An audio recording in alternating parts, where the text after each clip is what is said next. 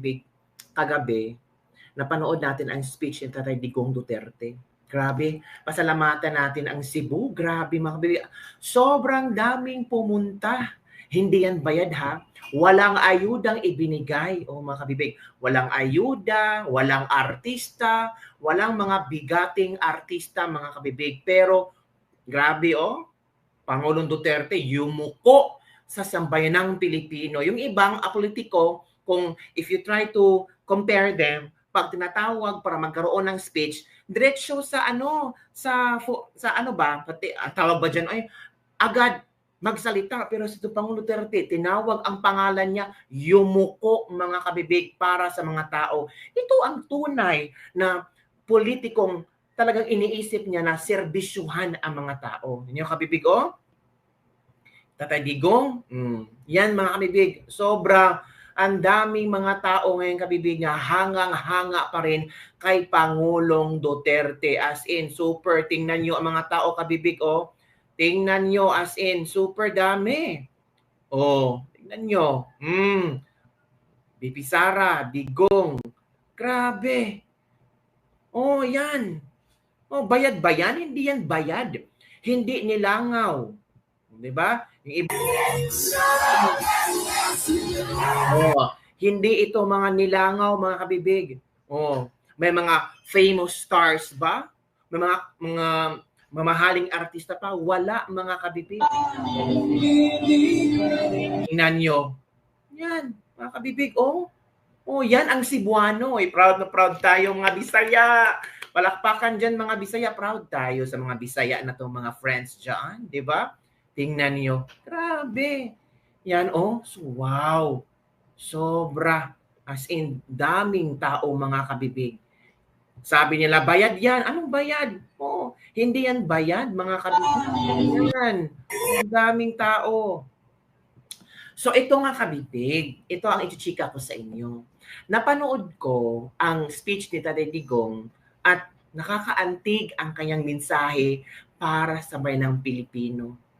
Bakit siya nangampanya ngayon? Alam mo naman natin, matanda na si Tatay Digong. Diba? Matanda na si Tatay Digong. At bakit niya ginawa itong pangangampanyang ito, mga kabibig? Napanood ko ang kanyang speech at doon ko nalaman na gagawin niya ito at ginagawa niya itong kampanyan to para kay VP Sara Duterte. Para sa kanyang anak. Nakakaantik talaga. Kung Bisaya ka ba, tapos marunong kang makaintindi sa speech ni Tatay Digong, maiiyak talaga. So, ito kabibig ha, ipapakita ko sa inyo yung part kung saan sinabi ni Tatay Digong ang pinaka-importante sa lahat. Ito kabibig ha, manood tayo. Kig tayo. Pilipinas. This to mo is Leyte. Diyan ay parking itong ilang galyon. May parang mga parkong dago. This part yata to, this part.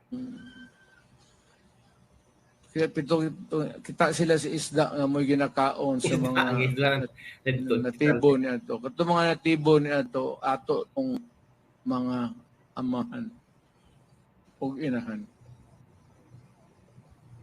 Karon kay patay man ni Lapu-Lapu si Magellan nanimaw. Hanapit na rin.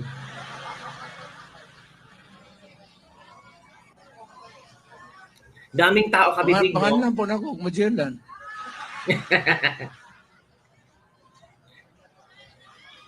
Ang dami, grabe. Daming tao. So, napugos ko ani karong pagkampanya. Ito na. Para anaon yun sila. I-down at least kinahanglan mudaog nining kadaghanan nila ikaduhang rason og ngano ang boto nila sa Senado critical tungod si Inday. Si Inday, dahil kay Inday Sara.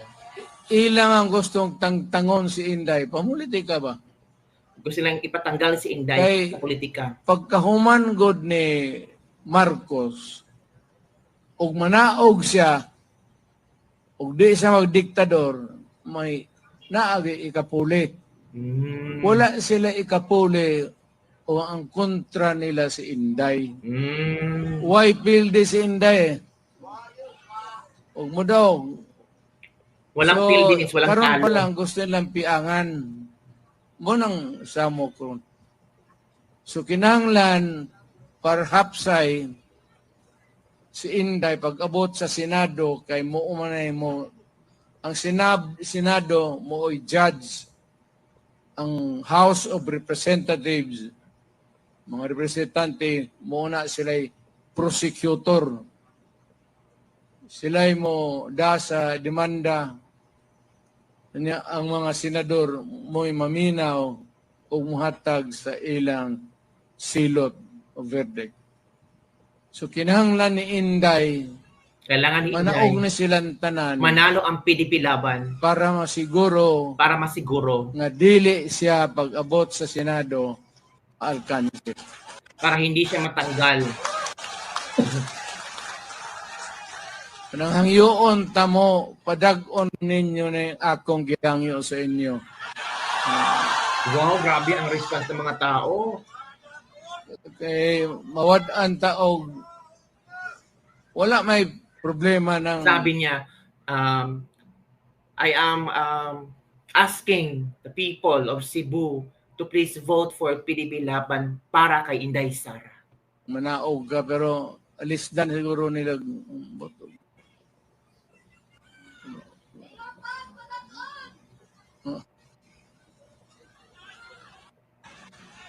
Muna na di ang plano nila. So, ay naman eh. Ibigay mo kayo, no? Ay naman eh. Daming tao mga kabibig. Grabe. Muna yung Pister.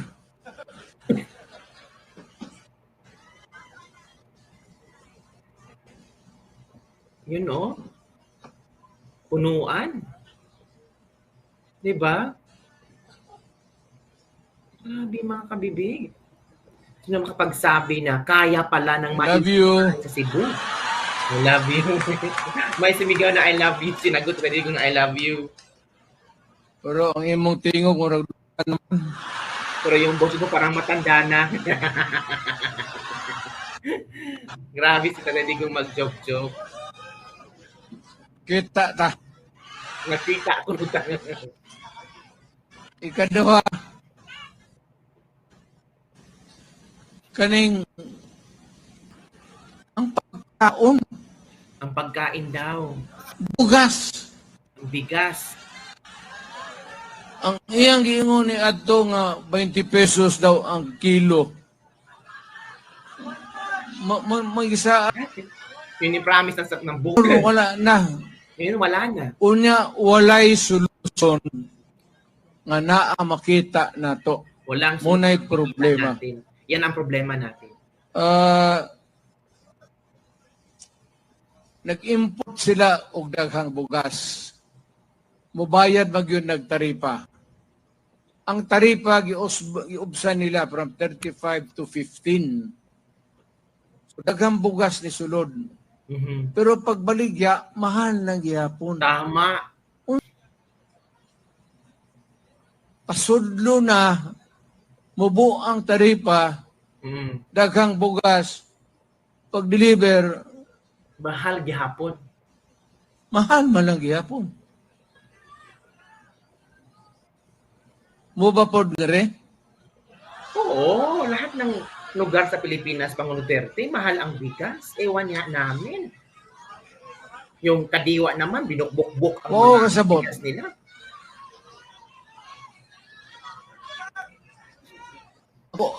Akong presidente nito, pag ingon ako kakang presyoan ng inyong bugas, 35 o 25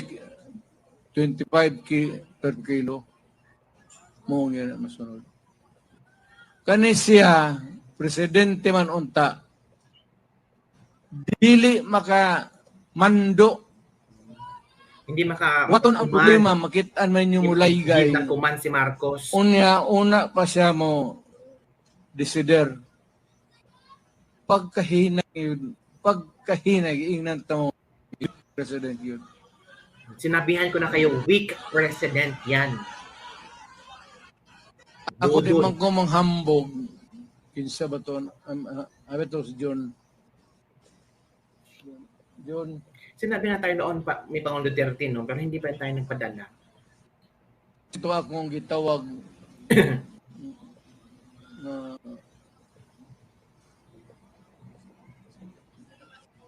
So yun, kabibig, yung parte na yun kung saan sabi ni Pangulong Duterte na si Inday Sara, huwag kalimutan niyo si Inday Sara kasi alam niyo naman na talagang gusto nilang pababain si BP Sara. So yun mga kabibig, ramdam ng isang ama na kailangan protektahan ang kanyang anak mga kabibig.